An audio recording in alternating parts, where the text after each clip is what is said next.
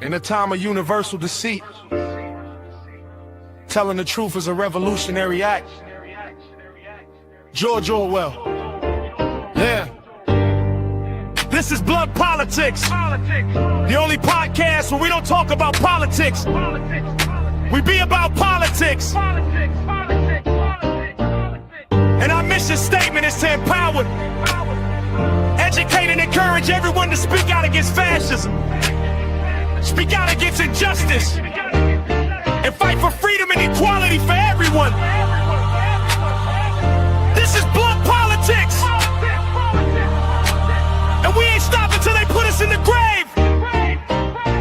We ain't gonna be quiet, and we ain't gonna be scared, and we ain't gonna go along with the crowd. This is Blood Politics.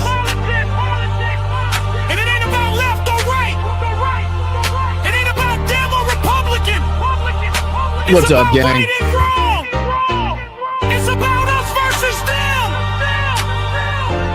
This is Blood Politics. All right, let's not waste any more time with the intro, huh? What do you say we just hang out together, talk some politics? What's going on, everybody? Welcome to the show. Appreciate you joining Blunt Politics, the night edition. You know, just kind of more laid back. We're kind of clip heavy tonight. Lots to discuss, a lot of buffoonery, a lot of, fucking dumb ass comments by the president of the United States again. What else are we going to be diving into? There's so much to talk about. Iran once again showing that they do have the ability not only to strike back, but to affect some pretty big damage and destruction on the other side there. But what's going on? What do you say we bring in the chat? How's everybody doing? There you are. What's up? What's going on, everybody on Facebook, YouTube, Twitch? Where are you guys? Why don't you go on the screen? There you are. What's going on? You guys didn't want to get out there, huh? You don't want your airtime? What's up, Julie? What's up, Yakov? What's up, Jim? What's going on, Tiff? Appreciate you guys. What's up, Flipper? What's going on, Rocks? LD, what's going on? New nickname, LD in the house. What's going on, LD? What's going on? What about?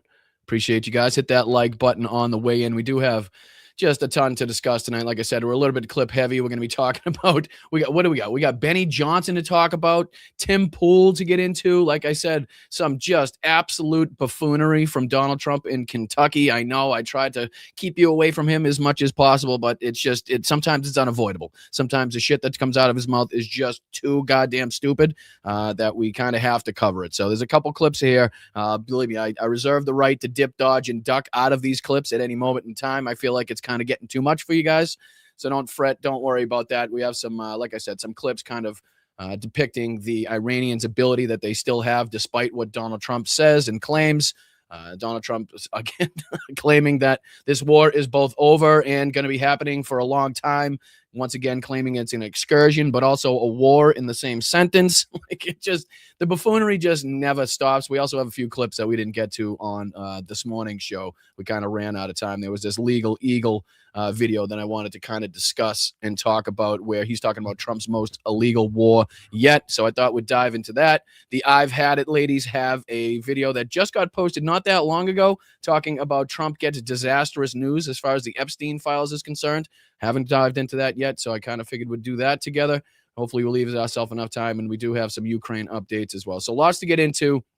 Lots to talk about as far as the war with Iran, the cost associated with that.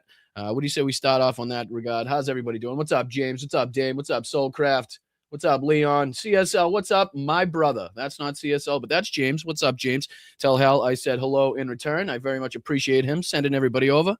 What's going on, Sparklers? What's happening? What's up, CSL? Good to see you, my brother. Good to see you. Hope you're well, dude. Hope you're well. What's up, Ghost of Bobby? I don't know who Bobby is, but goddamn, I wish his ghost would stick around longer. I appreciate you. I appreciate you. What's going on? What's up, Adrian? What's up, Jim? What's up, Dyslexic Fingers? Corrine, how are you, dear? How's everything? Luis, what's up, my brother? What is up, my brothers and sisters? How's everybody doing? Hit that like button on the way in. Like I said, we got a lot of dumbassery, a lot of buffoonery to discuss tonight. I think I have some Benny Johnson as well creeping in here. Like I said, we're kind of clip heavy tonight, so forgive me if we're kind of lost in the sauce. There's just a lot of stupidity going on out there, so it's kind of difficult to figure out what to talk about. I think you guys can relate. I think you guys you can understand what I'm talking about. All right, let's pull this up first and foremost. Thank you guys so much. Let me take back my screen for you guys. Give me back my screen. I'm just kidding. I'm just kidding. All right, let me throw this stuff up on here. see if we can get into the show. I appreciate you guys. I appreciate Hal. I appreciate the sparklers, all of you guys coming in here, showing your support, hitting that like button. All right, there's a few things. Where'd it go here? Where'd it go? Did I just exit out? Good Lord. All right, let me get that back. Every single time. I know it was a Washington Post. Give me a second. No, not Washington Post. Washington Post, you dummy. No, cost. Let's see here. Cost of Iran war. Just when I go to pull it up. Yeah, there it is right there. There it is right there. All right, let me throw this on the screen for you guys. And we are away. What's happening? All right. Thank you, guys. Hit that like button on the way in. All right. So this is basically above and beyond the cost that we've been talking about already associated with this war. This is from the Washington Post. And this is just from the first couple days. I want to make that very clear. The figure accounting, it says right underneath here, for the war's first 2 days. And each like those days already cost us $5.6 billion just in the munitions alone. Okay. So I know we've been talking about like the cost. People now have been speculating that not only is it well and above $1 billion a day, but it could be as high as like $3 billion a day. And that doesn't even take into account the equipment that we've lost as far as radar installations. You know what I mean? Anything associated with that, any of the damage done to the bases that we've seen ongoing from incoming Iranian missiles and drone attacks. But this is this just blows my mind and should kind of give you a little bit of what this war is costing and what war costs in general. I mean, this is not a cheap endeavor by any stretch of the imagination, right? I mean, I don't think there's any illusion that anybody has that this is, cheap by any circumstance. But I mean, even above and beyond what you thought it was costing us, like take that and triple it, take that and quadruple it, and you might be somewhere in the ballpark of what we're actually spending per second, per minute, per hour of this fucking war. I mean, again, this is the first 2 days. We're now in what, day 12, 13? Correct me if I'm wrong. I know I'm kind of getting lost in the sauce as far as the days are concerned, but it's tough keeping track of all this. I think we're in 12, if I'm not mistaken.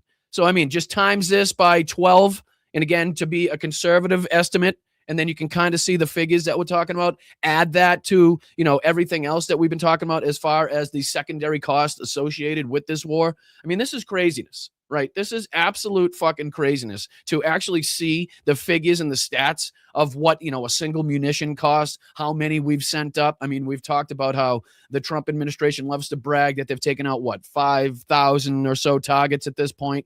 All of the Iranian Navy, the missile sites, and this, that, and the other thing, the fucking mine boats that they say they've taken out. Okay, so at what point does it not become cost effective? Like, at what point does taking out a 12-foot fucking fishing boat with a gun on the back that, to a certain extent isn't going to do much fucking harm? Right? Like, at what point does it not make sense to send over a 1.2, $3 million, $5 million, $7 million missile to take that out? You know what I mean? Like, it doesn't make any sense to me. And this is kind of accurately depicting just the costs associated with this, just to one degree. And again, keep in mind, this is the first 2 days. So the Pentagon burned through $5.6 billion worth of munitions during the first 2 days of its military assault on Iran. And remember, Pete Hegseth said that we're only ramping up. Like, it's only getting, it's hitting more targets. We're only sending up more missiles. We're only adding more troops. We're adding more aircraft carriers.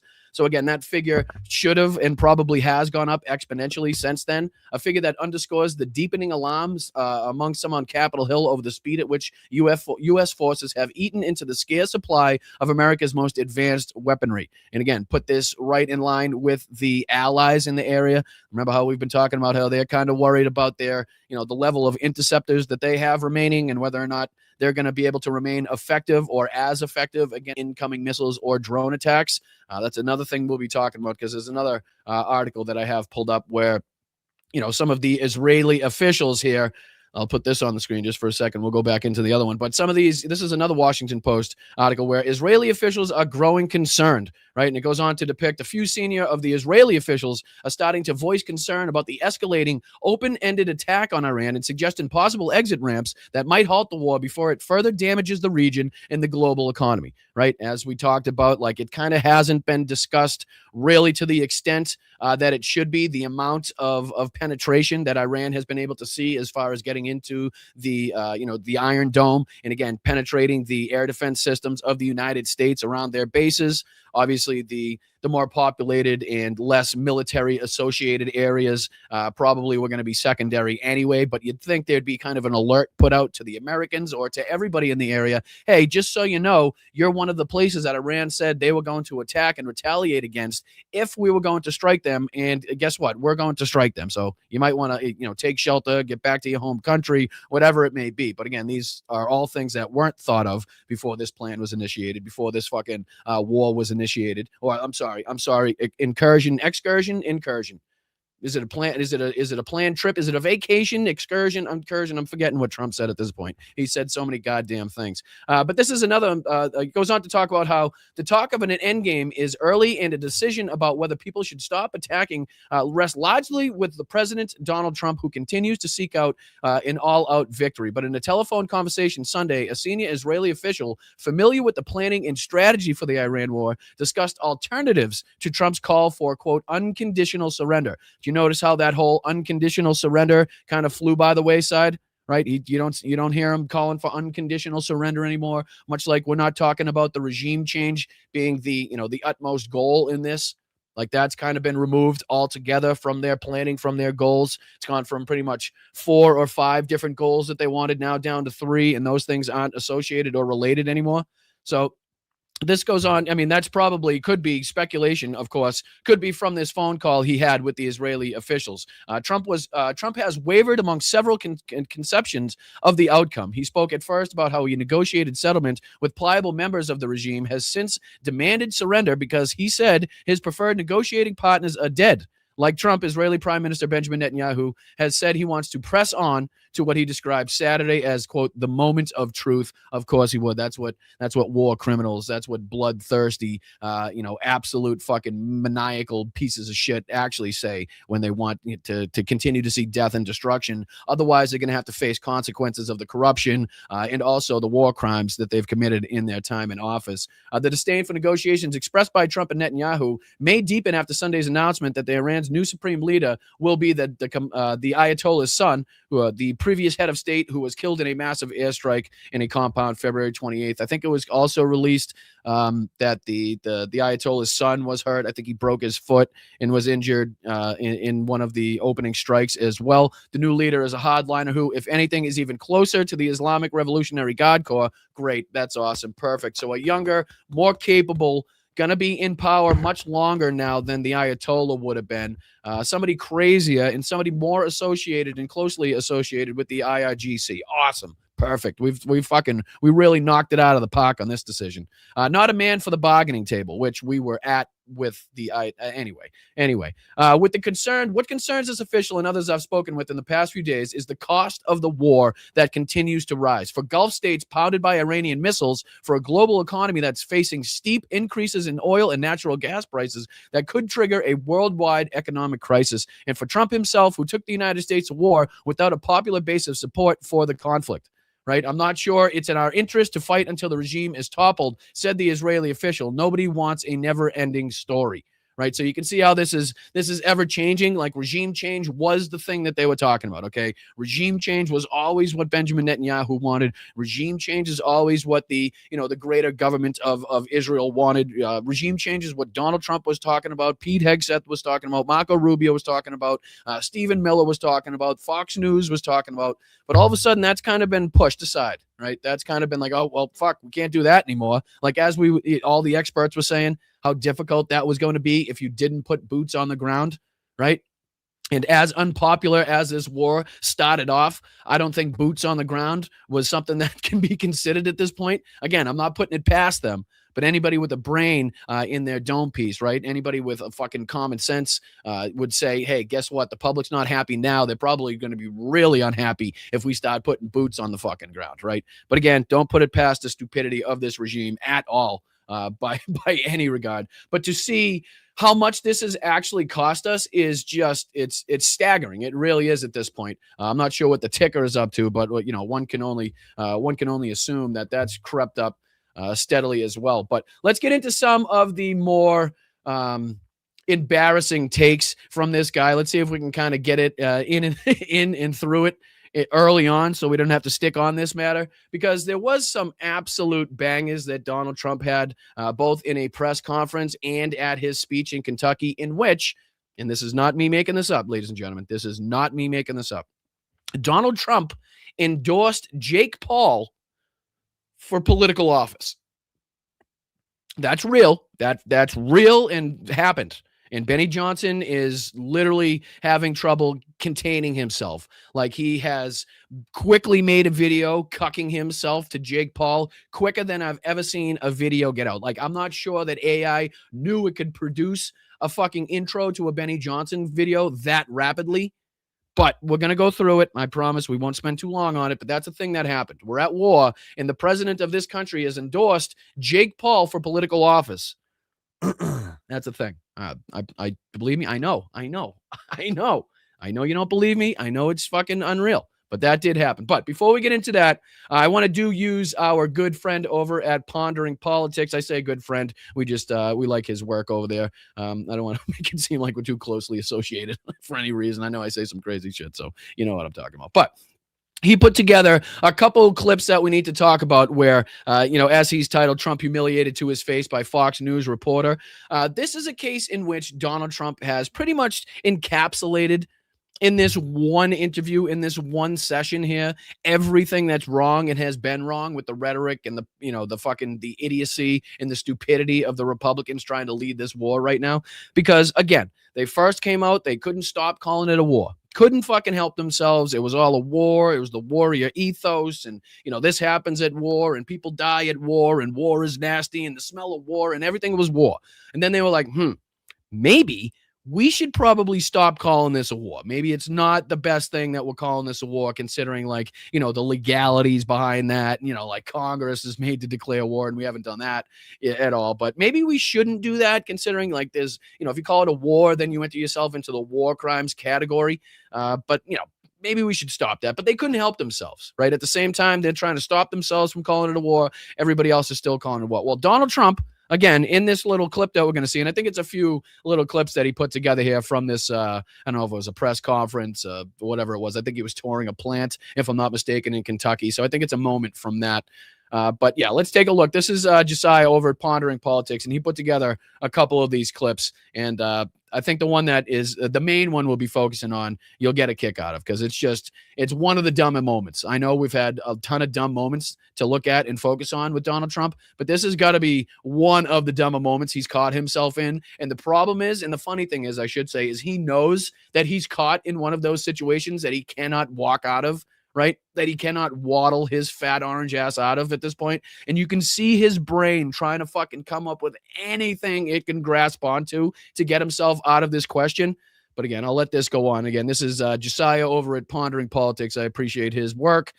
He does a good job of making and putting these clips together. So for the sake of time, let's use that. I'll put this on the screen. Appreciate you guys. Hit that like button. For the second time in a week, Donald Trump has been publicly humiliated to his face by a Fox News reporter who otherwise really likes to kiss Trump's ass, and we have to talk about it. But before we do, if you end up liking this video and you want to support the channel, please be sure to hit the like, subscribe, and alert bells before you go.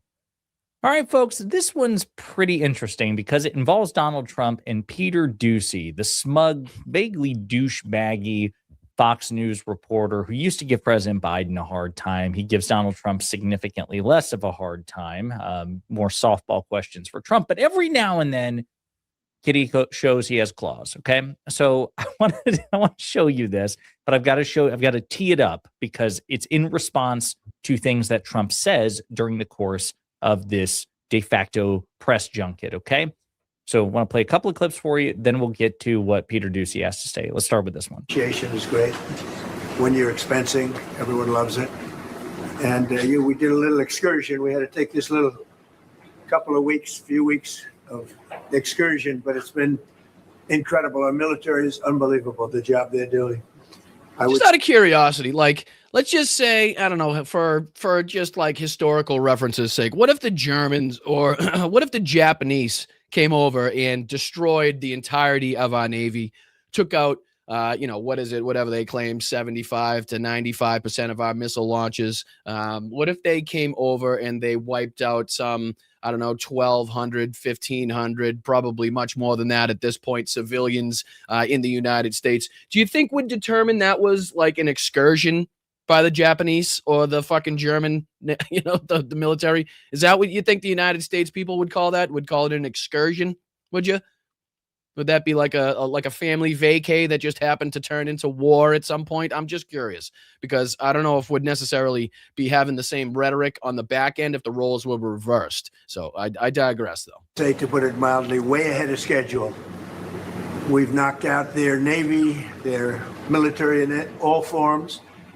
We've knocked out just about everything there is. Yeah, keep that in mind, too. Keep that in mind as we continue on with the show, as we continue to detail the ongoing strikes that have happened in just the last probably, I'd say, 4, maybe 3 to 4 hours and ongoing at this point. So keep that in mind as Donald Trump says that they've totally eradicated the entirety of the Iranian military, all their capabilities. Everything's done. It's all done. It's a blackout over there. There's nobody left. They've basically just eradicated the entirety of the country at this point. If you listen to anything Donald Trump's saying. Meanwhile, as we go on, you'll see evidence of how capable they still are at this point. Their leadership. Well, thank you, brother. Thank you, B. Appreciate you, my man. Thank you so much kicking it off tonight. Hey, B, just joined this episode, so I'm going to start from the beginning. Keep up the great work. All good, dude. That's why YouTube is YouTube, and the rest of these platforms, you're able to kind of rewatch and watch it back. That way you guys don't miss any moments of the show. I appreciate you chiming in. Thank you so much for the 10. And before we go on, just another couple things, quick things. One is thank you so much to this community that we've built here. I just want to say thank you not only from me, but from Masha as well.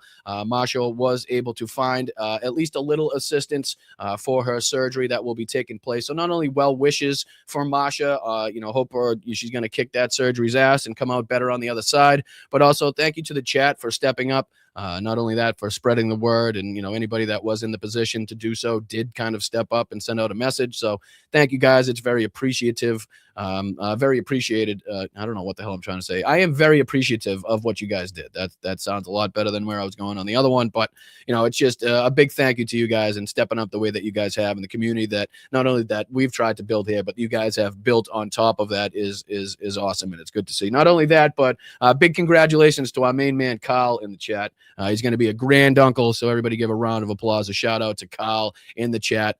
Unfortunately, that is the official sign that you're getting old, Carl. I'm just saying anything grand. That's kind of that's where you click the stopwatch. Just kidding. I love you, brother. I do. I appreciate you. Thank you so much for everything that you've done. Congratulations again on everything. I hope it goes perfectly. I know you're going to be a great granduncle. Well, not a great granduncle. You're going to be a fantastic granduncle. I don't want to put too much on that. All right, back into the clip. Thank you, guys. We knocked out twice their leadership, and now they have a new group coming up. Let's see what happens to them. So the key point here that you need to know for your Peter Doocy clip that I'm about to show you is that Trump initially calls this an excursion. It's an excursion, okay? Just a little jaunt, man. This is no big deal. It's just like, hey, it's kind of like going to Walmart. We basically did the military equivalent or the foreign affairs equivalent of just getting in a car and going to get groceries. It's just an excursion. You know what I mean? And a little later on, as he's trying to calm the American people who wildly oppose his war, he says this. But it's doing well. The market's holding up well. Listen to what he says now. We hit a little bit, but we were hit probably less than I thought, and we'll be back on track in a pretty short while. Prices are coming down very substantially. Oil. Are they, though? Are they coming down very substantially? Like he has to clarify after oil prices. But even that, is that really kind of the case considering where they were at, where they were, where they are now? Like I'm curious what kind of reference you're making as to that, because it makes it seem like he's talking about prices for everything, and everybody knows that's horse shit. So he has to clarify afterwards, like oil prices, that is, even though I'm I'm responsible for having them fucking spike for the the biggest spike since God knows when. Anyway, coming down. That's just a matter of war. Just a matter of war, is it? That's just a matter of war. But you just called it an excursion. I thought it was an excursion because I'm confused here. Because in the same interview, the same little press conference that you're giving here, it's also been an excursion and a war. So I'm a little confused. You got me kind of going back and forth on this. None of what you're saying makes sense. And then here comes a question from Peter Ducey about the fact that he's kind of called it both. And then you can see kind of the wheel spinning in Donald Trump's head. Like you can just make out the smoke starting to leak out of his ears because of the work that his brain's trying to do inside of that fucking cramped mind of his. But check this out. This is again, one of the dumber moments that I've seen from this fucking fat lad. Probably see contradiction here. First, it's an excursion. Now it's a matter of war. It's like one of those war excursions. It's kind of like, so if going to Walmart's an excursion, it's kind of like going to Walmart and getting in a gunfight with everybody else in the Walmart parking lot. It's still an excursion, but also a little bit of war, a little excursion, a little war. It's like 50-50, right? Very key for the next clip I'm going to show you, but let's finish with this. That happens you can almost predict it. I would say it went up a little bit less than we thought. It's going to come down more than anybody understands. It went up less than he thought. So he tries there's two lies. Not only does he try to make it seem like he actually did some kind of like calculations and planning to what the prices were actually going to get up to, but he actually says that he predicted it was going to go higher. And he still did this. He thought the prices were going to go.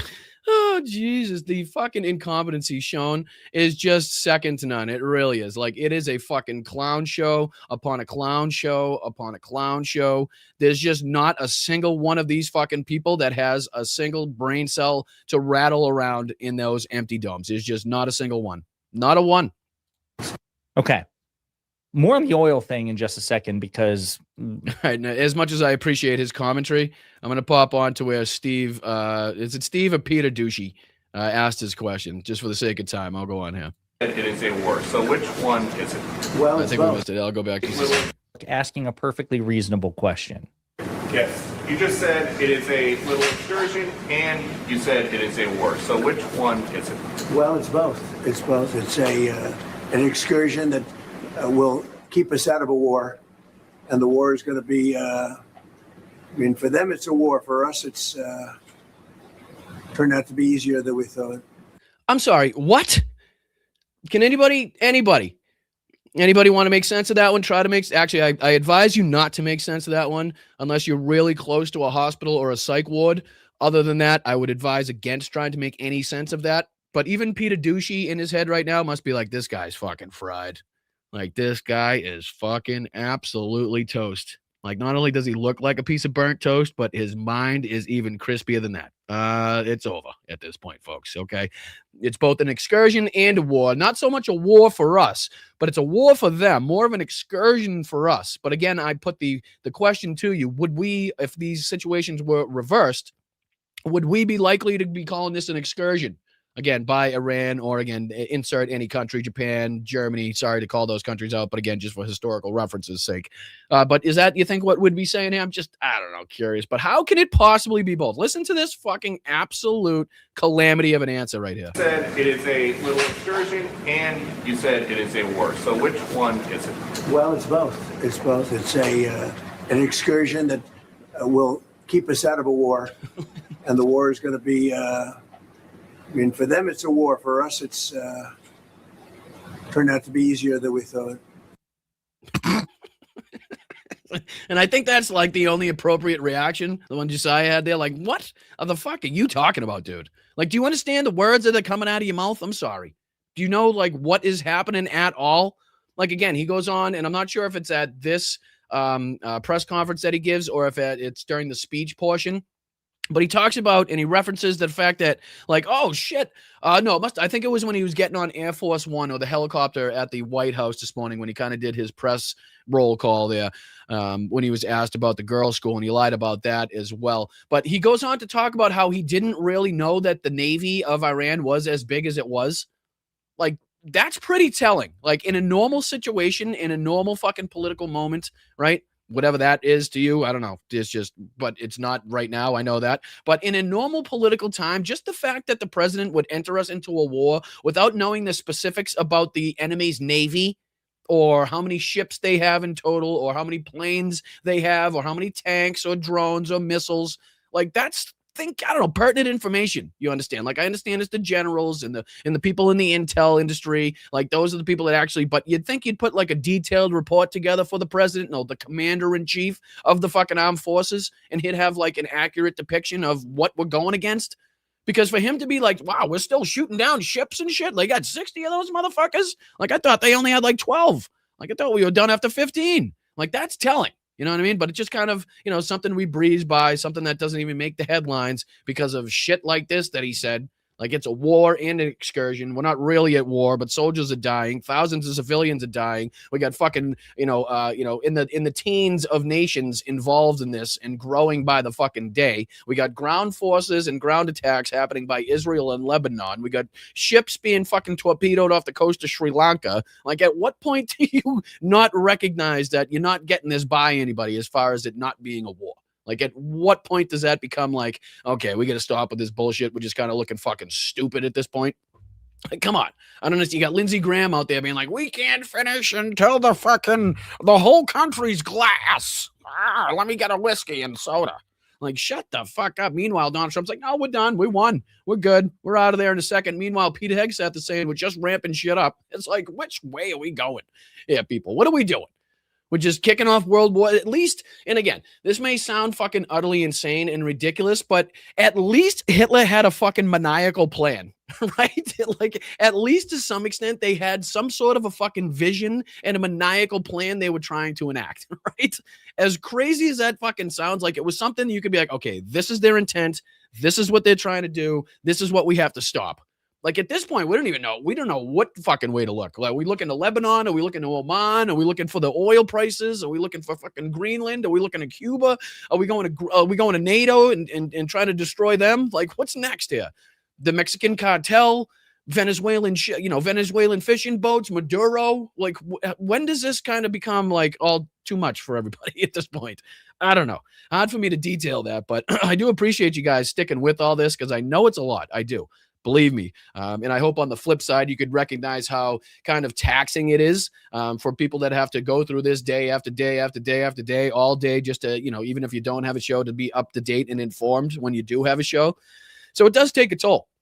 I mean, just the coverage of the war in Ukraine and Russia's incursions there and the death toll, occurred there. And, the everything that goes with that, like, that alone is very taxing on the mind. If you need to continue to cover what's happening on Telegram, if you're looking at Reddit posts to see the actual drone footage, and like, it's, it does take a toll on you. So I do appreciate you guys for sticking through. I give you guys a lot of credit for watching all of these different podcasts and live streams, and not only just watching, but being active and contributing and, throwing chats in the old chat ski there. So it does. I do want to make sure that I recognize you guys and show you guys the appreciation that you deserve. Because it's a lot of contributing to different channels. And I know sometimes that people just don't have it and everybody's asking, hey, buy this, fucking sell. Here's the product I'm selling. Contribute here, contribute there. And I hate that part, but, I try not to sell you anything. We have no sponsors here. There's no fucking commercials that I'm going to be doing and interjecting in the middle of the show. My Substack is free. There's no content hidden behind any paywalls. Literally the only thing and the only perk that you do get is if you sign up for any one of the Patreon levels at patreon.com, you get access to a monthly Zoom chat where we just kind of sit down, shoot the shit. You get to kind of recognize the people in the chat and put a face to the screen name. Just a little better way to get acquainted with the community here. So that's pretty much it. I'm kind of open and honest in that regard. A lot of people say if you sign up for this, you'll get access to this or members only chats or anything like that. I don't want to shun anybody or push anybody away from seeing any of my content. If you guys want to see it, it's there for you to see. If you're able to contribute, there's multiple ways to do so. You don't have to, though. Just do the free stuff, like, share, subscribe. That stuff is all good for me. So, all right, let's dive into the next. Oh, Jesus Christ. Oh, here we go, ladies and gentlemen. Buckle up. Buckle up.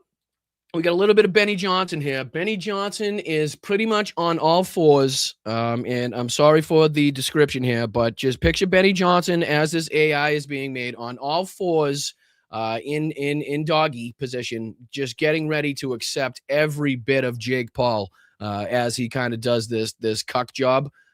This is one of the more amazing things that I've seen come out of Benny Johnson.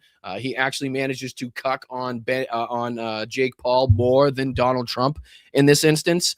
But yeah, as I said, this is a thing that really happened. This is a thing. Yep, this is a thing that, no, not the wrestler. That's his brother. That's the brother. That's his brother. What's his fucking dumbass brother's name? Jake and Jared Paul. What the fuck's his name? Jake and oh goddamn. I mean, I don't give a shit, honestly, and I'm kind of excited that it's not taking up any space in my brain right now. But what the fuck's the kid's name? Jake and fucking Logan. That's probably one I should have remembered. My apologies. Probably should have had that one in the brain, but not associated to him whatsoever. But yes, this is something that happened. Logan is the wrestler. He's the one that got his ass kicked in the boxing ring. Yeah, he's the one that had his jaw split in about 14 different pieces. Yeah, not a good decision by him. Just pretty stupid. But everybody applauds him. Everybody says, "Oh, you're so brave for getting in the ring."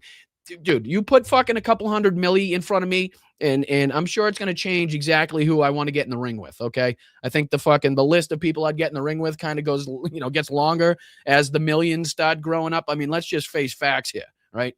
You don't have to be the bravest. You don't have to be the smartest. You don't have to be a fucking genius to be like, if I can run around and throw a couple shots here, even if I do get my face knocked in half, like I'm collecting some M's at the end of this. So I'll be set for life. And all I got to do is take a broken jaw. And again, that's probably going to change your outlook on who you're getting in the ring with. There's still some people I wouldn't do it with.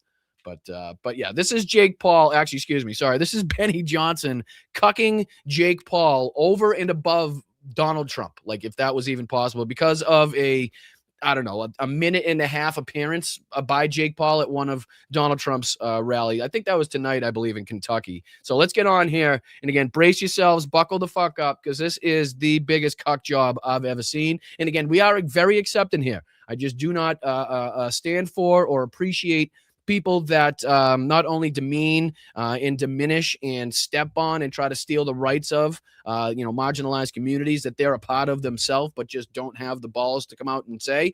But we are just. I just want to reiterate, we are very accepting. But here's Benny. I think he found his love, baby. I think he found his love. Look at the crush. Look at the look on Benny's face during this video, and tell me if you don't think he's actually if his wife should think she's in trouble.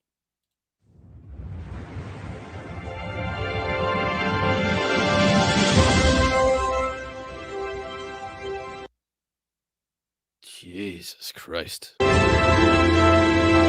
What's up, guys? It's Benny. I'm telling you, YouTubers are taking over politics. Brandon Herrera will be the next Republican congressman. If Brandon Herrera was fucking sat in this room with me right now, I wouldn't know who fucking Brandon Herrera was, okay?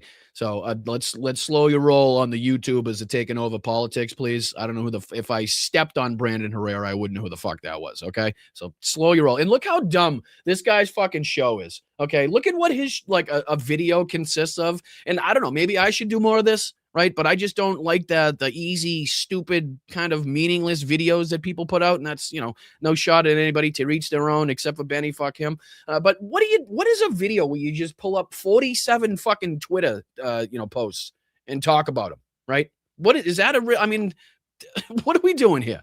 Like, I try to spread it out. We do articles, we do videos, we try to do reputable sources. Like, how could you make a video consistently every single time on quite literally nothing but Twitter posts? Look at the fucking top of his tabs. It's about 97 fucking tweets that he's going to talk about on this one. And that's a video to him.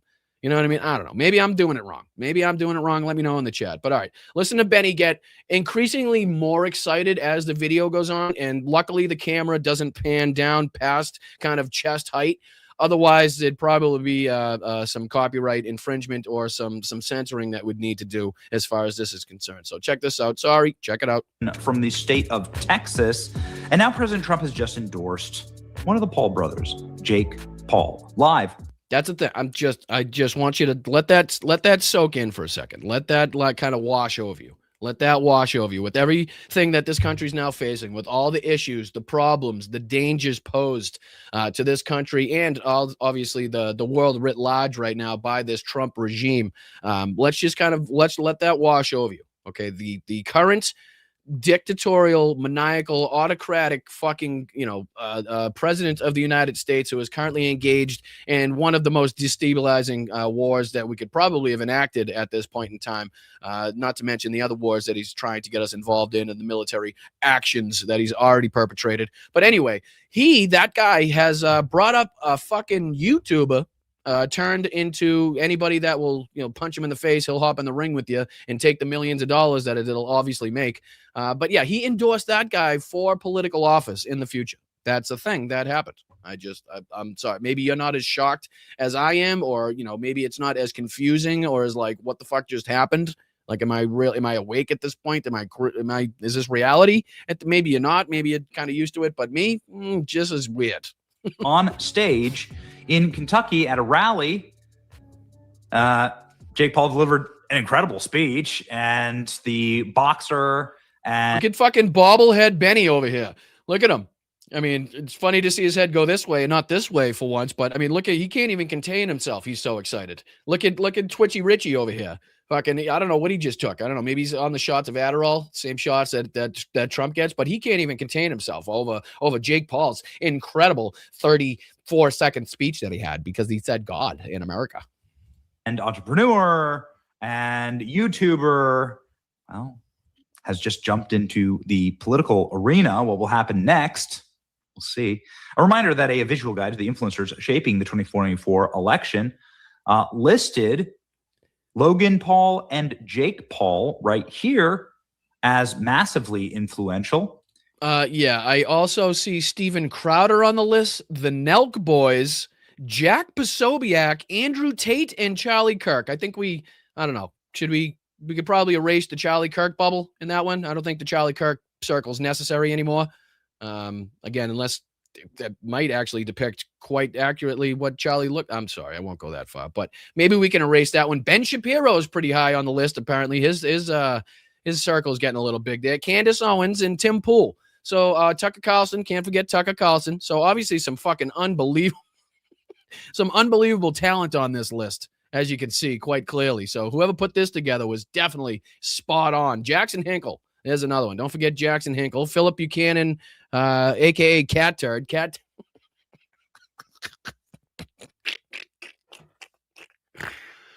Oh, fuck. If Cat Turd runs for office, I'm moving. Okay? If Cat Turd runs for office, I said I would never do it. I said I would stick it out, and I will fucking fight it out to whoever wants to come to my doorstep. But if fucking Cat Turd runs for office, I'm out. That's it. Canada's cool. They love hockey and drinking beer. I will fit in perfectly up there. Okay. We'll be just fine. I've been to Montreal several times. We can have a blast. Believe me, that's not going to be any fucking difficulty. But I'm telling you, if Cat Turd, in any serious way starts running for office, run for the fucking hills. All right. I'm just saying. More influential, in fact, than, let's say, Tucker Carlson or Ben Shapiro. And even right here. All right. I'm going to skip forward because I don't give a shit about his ideas about these commentators. But here's where he starts getting a little hot under the collar, if you will. Okay. Here's where he starts kind of really zooming in on Jake Paul. And God knows, keep those hands where I can see him. Okay. Make sure you keep those hands where I can see him at all times, because I don't trust anything about what you're doing under that camera right now. Jake Paul was just hanging out at the rally, listening to the president. You wish. People were taking photos of him and with him. Reporters were doing sort of creep shots like this. And then Jake Paul gets brought on stage by President Trump. Oh, Jake Paul gets brought on stage by our glorious leader, Donald Trump. He brought him on the stage.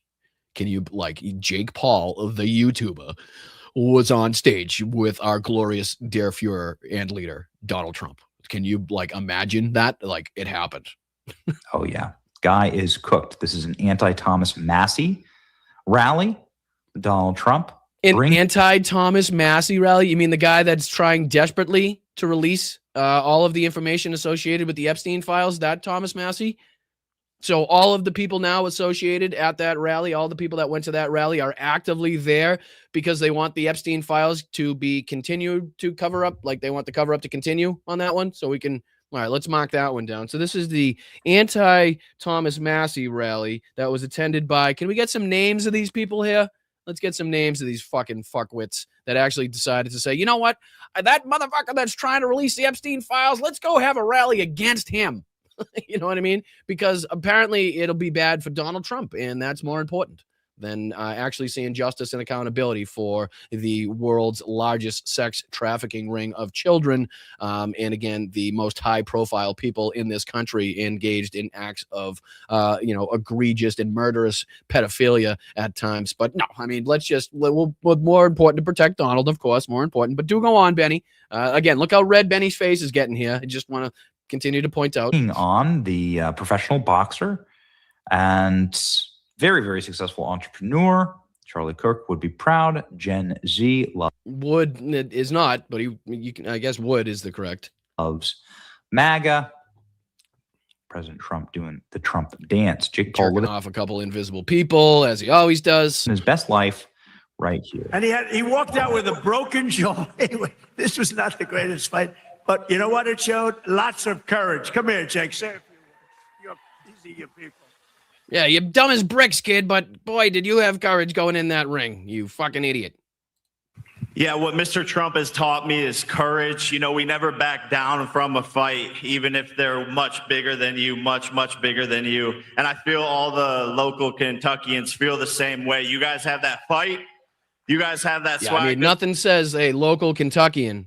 Man, somebody's got to send this to Hal. Can somebody please send this to Hal? I have to know his take on this. I don't know if he covered it in his show. My apologies if he did. But I would love to know what his take is on the Kentuckification of Jake Paul trying to reunify with Kentucky, considering that I'm sure nobody on the fucking planet knew he was even from the area. Okay. If you had asked me, I would have said LA 10 out of 10 times or California 10 out of 10 times at least.